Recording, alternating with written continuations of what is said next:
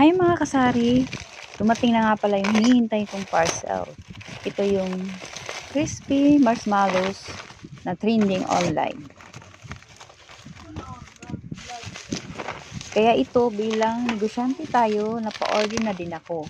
Para masubukan nga natin kung mabenta ito sa mga bata.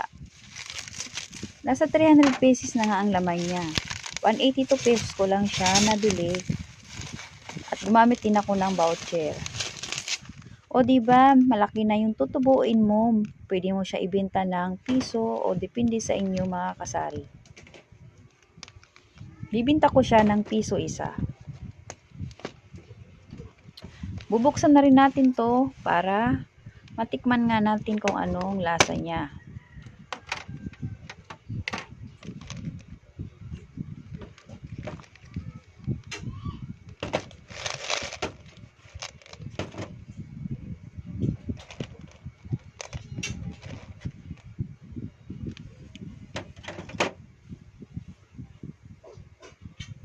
Tama nga sila mga kasari.